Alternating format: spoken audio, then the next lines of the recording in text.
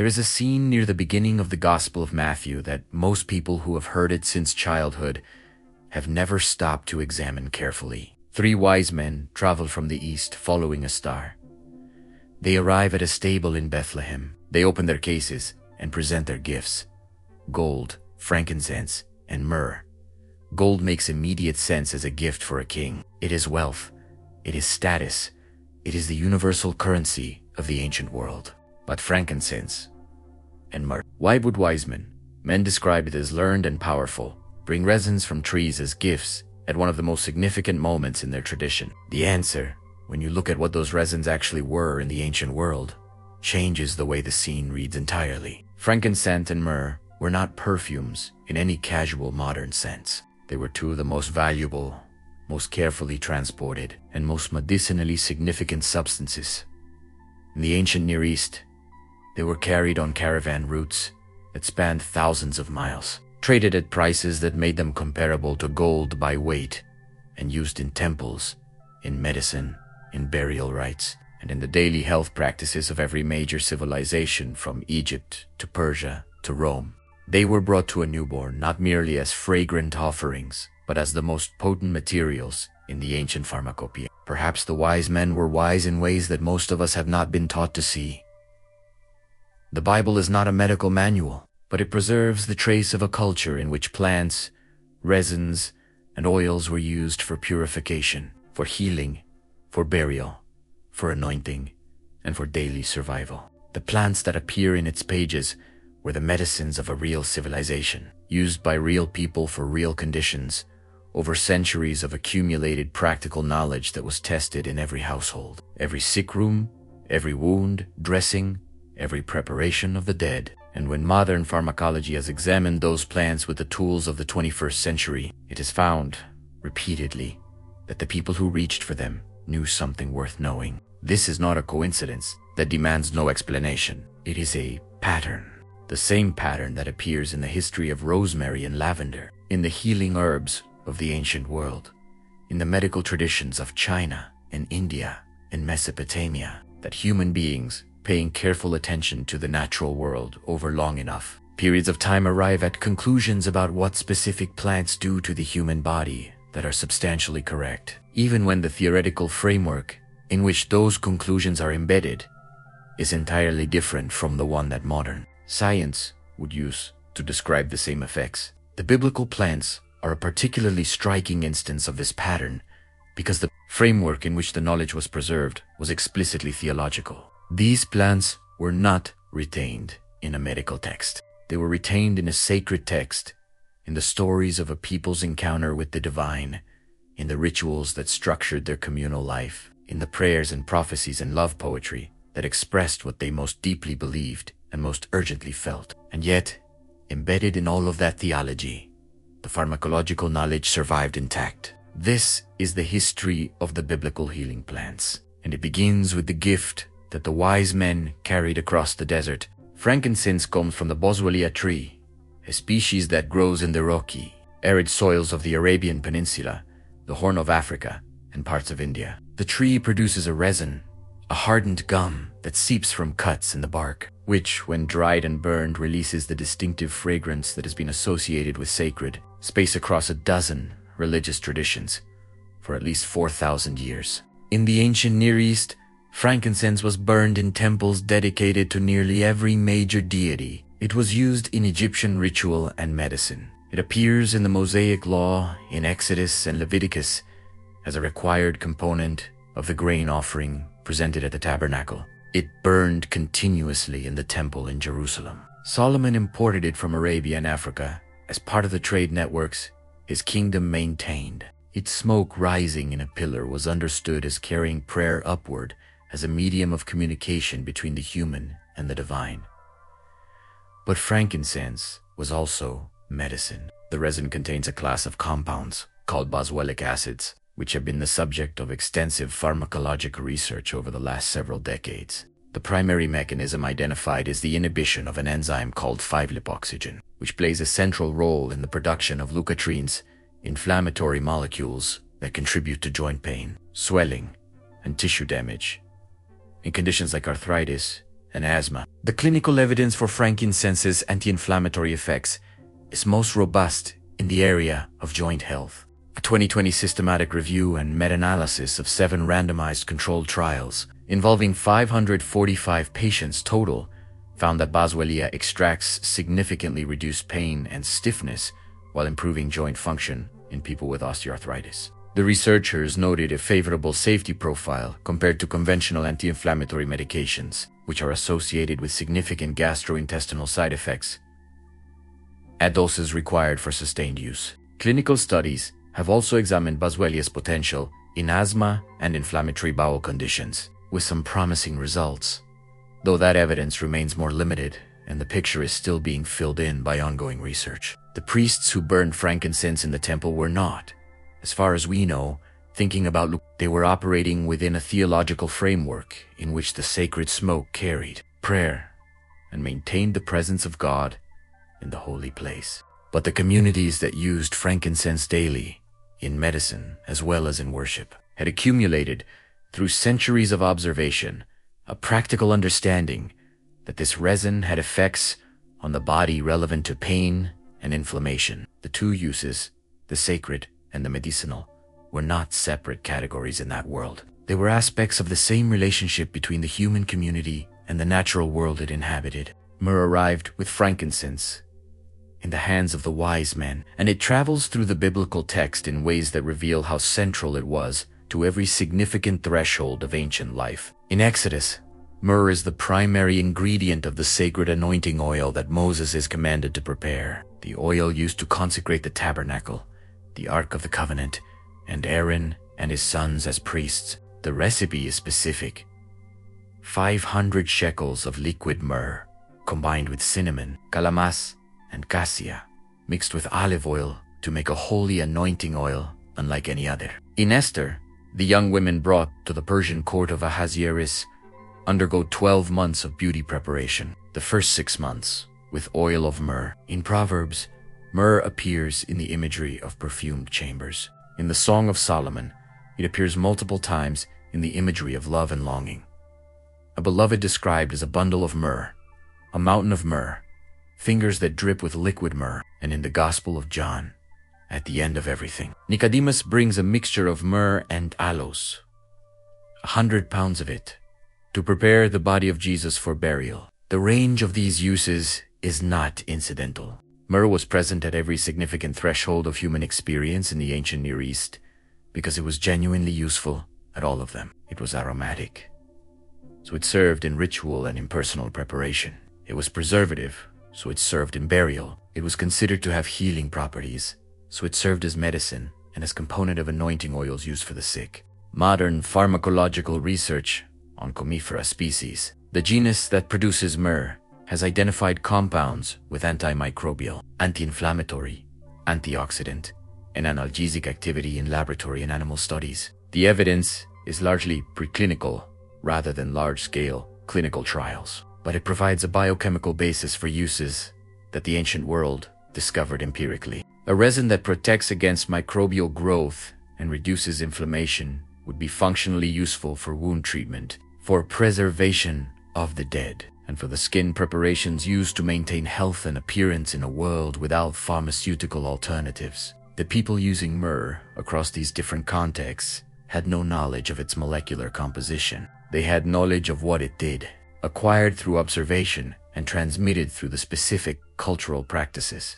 religious and domestic and medical, that kept that knowledge alive. Now move to a plant that appears not as a gift or an ointment, but as a prayer. In the 51st Psalm, one of the most intimate and searching prayers in the entire biblical text, the psalmist cries out, "Purge me with hyssop, and I shall be clean. Wash me, and I shall be whiter than snow." Hyssop appears throughout the Hebrew Bible in contexts of purification. In Exodus, Moses instructs the Israelites to take a bunch of hyssop and dip it in the blood of the Passover lamb, then strike the doorposts and lintel of their houses, so that the angel of death would pass over. In Numbers, hyssop is used to sprinkle the water of purification over those who have become ritually unclean through contact with death. In 1 Kings, Solomon is described as speaking of plants from the cedar of Lebanon down to the hyssop that grows out of the wall, suggesting that hyssop's diminutive size relative to cedar made it a natural symbol of the smallest and humblest of things. And in the Gospel of John, when Jesus on the cross says he is thirsty, a sponge soaked in sour wine is lifted to his lips on a branch of hyssop, bringing the plant that marked the first Passover into contact with the one described as the fulfillment of that story. The botanical identity of the biblical hyssop is a matter of ongoing scholarly discussion. Many modern researchers associate the Hebrew word ezova with Eriogonum syriacum, sometimes called Bible hyssop or Syrian oregano, a small aromatic plant native to the Levant, with a long history of culinary and medicinal use in that region. This identification is not universally agreed upon, and caution is appropriate in treating it as settled. If the identification with Eriogonum syriacum is correct, it creates an interesting bridge between the ritual and the pharmacological, because that plant contains compounds, including thymol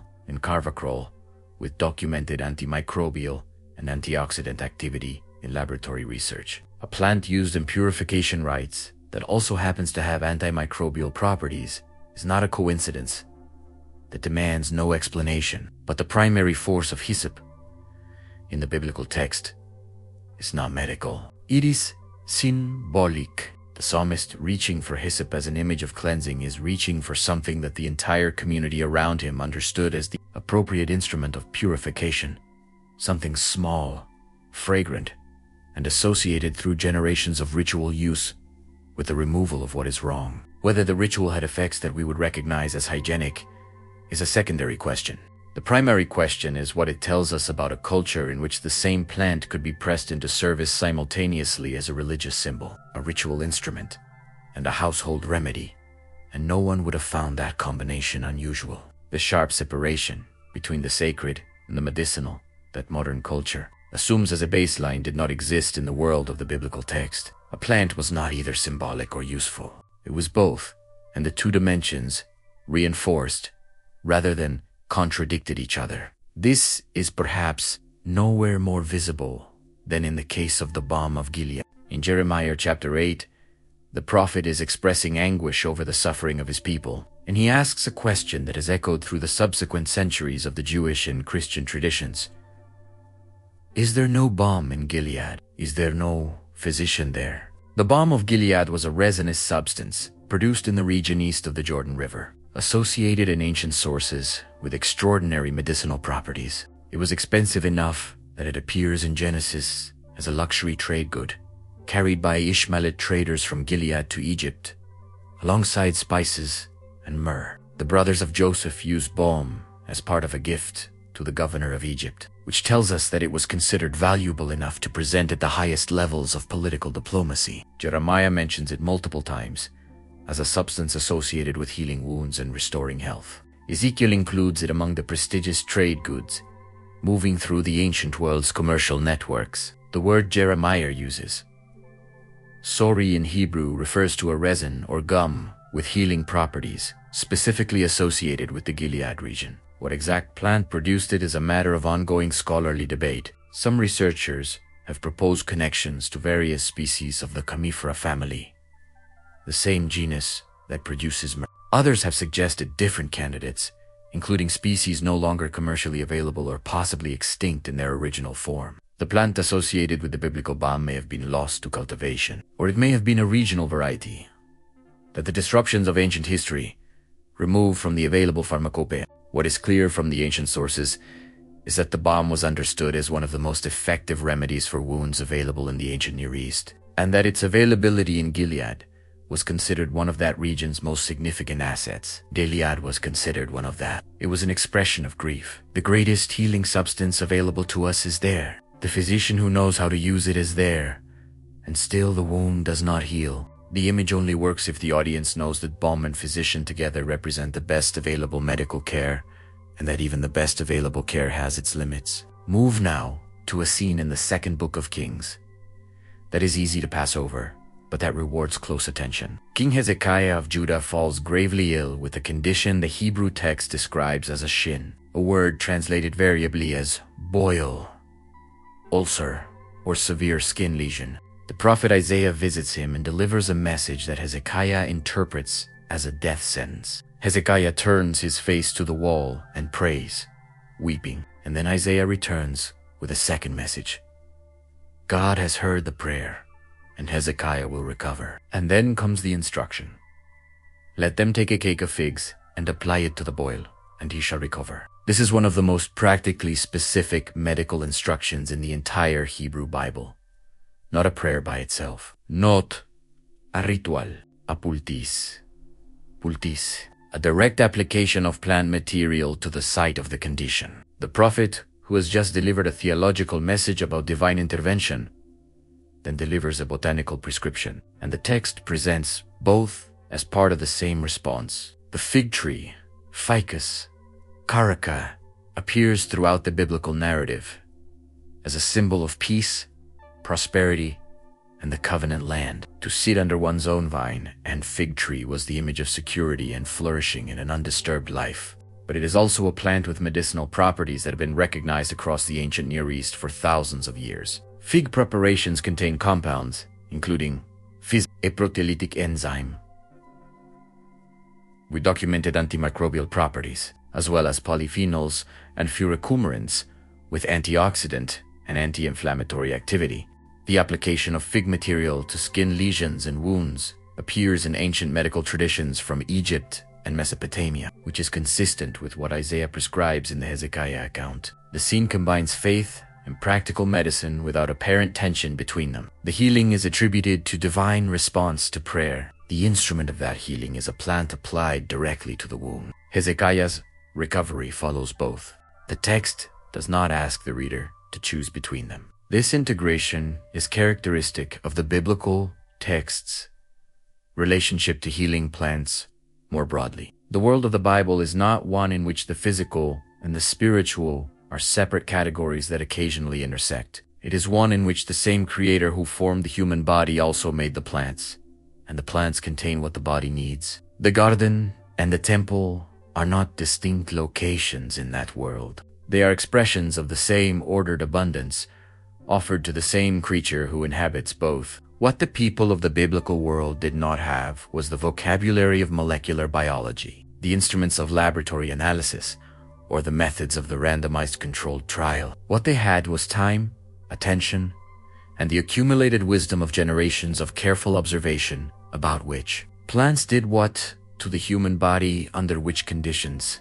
The boswellic acids in the frankincense burned in the temple had been inhibiting inflammatory responses in the bodies of worshippers for centuries before anyone had a word for an enzyme. The antimicrobial compounds in the morgue used to anoint the sick and prepare the dead had been doing what? Antimicrobial compounds do long before the germ theory of disease existed. The fig applied to Hezekiah's lesion was delivering compounds that modern pharmacology can now identify and describe with precision. The hyssop used in purification rites was an aromatic plant with properties that at minimum partially overlap with what the rituals were symbolically expressing. The knowledge was real.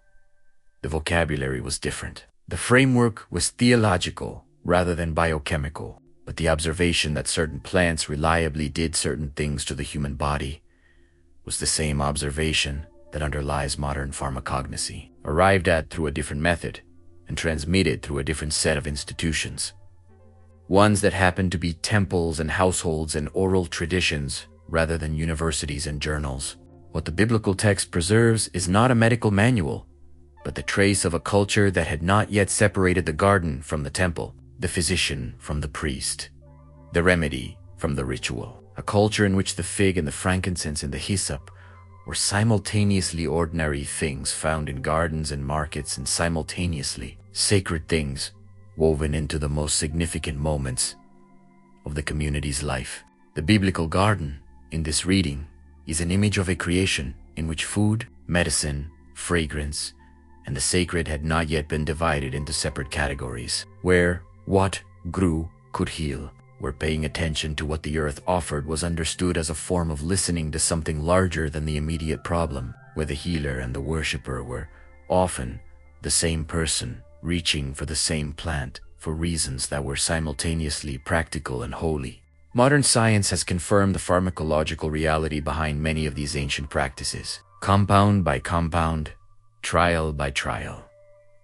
What it has not replicated is the integration, the understanding that knowing what a plant can do for the body and knowing what it means for the soul are not two different questions, but one question approached from two directions. That integration is not gone. It is waiting to be recovered in whatever language and whatever framework each person who needs it can most honestly inhabit. If this sense that the natural world and the interior life point toward the same truths speaks to something you have been reaching for, the ebook Reconnecting with Your Divine Essence was written for exactly that space of inquiry, not to provide answers from outside, but to help you find what has always been growing closer than you thought. The link is in the description. And the final thought that this history returns to again and again.